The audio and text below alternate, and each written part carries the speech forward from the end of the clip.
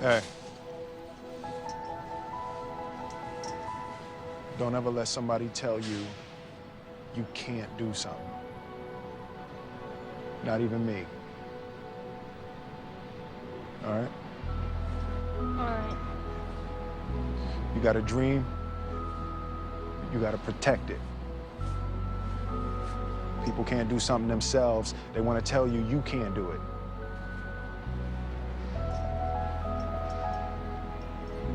You want something, go get it. Period.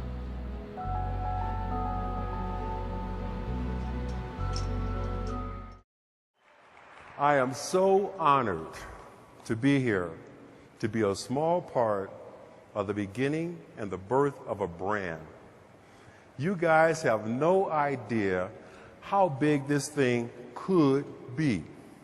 The president of the studio runs out to meet me and he says, "Wow, Chris, man, wow, you look good. What are you doing? Are you working out? Man, you look great." And I say to him, "Well, you look good too.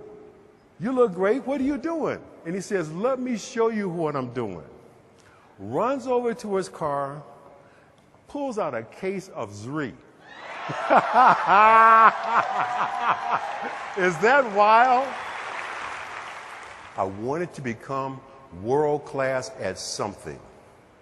I just had to find out what that something was going to be. And the very first time I walked into a Wall Street trading room, I knew this is it. The ticker tape is rolling, the phones are ringing off the hook, people are screaming and shouting out orders, bodies are flying all over the place, tickets are getting stamped, and what looked like chaos to anybody else, for me, it was like reading a sheet of music, and I knew this is where I'm supposed to be. Major Wall Street firms have begun to require an MBA just to get into their institutional training programs. I had never gone to college. Didn't mean I wasn't smart, didn't mean I wasn't bright, I just didn't have a college degree. But I kept coming back. I interviewed for a year. I started spending a lot of time with this guy in his office in downtown San Francisco, learning what a stockbroker does, when I was supposed to be 40 miles away selling scientific equipment. But I kept making them 200 calls, and every day for a year, this little old man came to see this gorgeous female broker who sat next to me. Was none of my business. I sit there making my 200 calls. I got on a blue suit and a gray suit. This guy watched me for a year. And one day he comes over to me and says, "What are you doing here?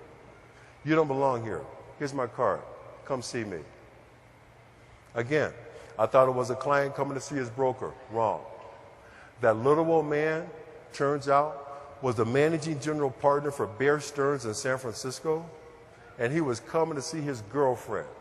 But I go see this guy, and he tells me the story of this place called Bear Stearns. Tells me how the firm was built by entrepreneurs with a strong work ethic.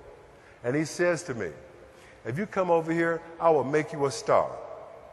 In preparation for this meeting, I'm real clear.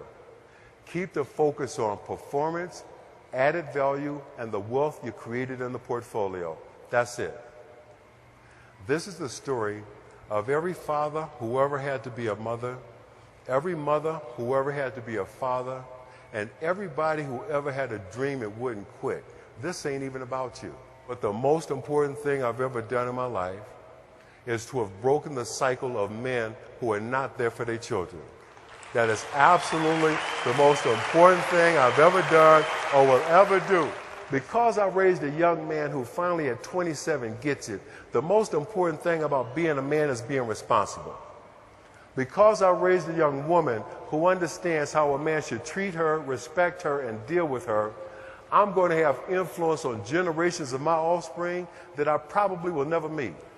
But because I broke that cycle here, that's going to be my ultimate contribution, not just to my family, my community, our country, but the world.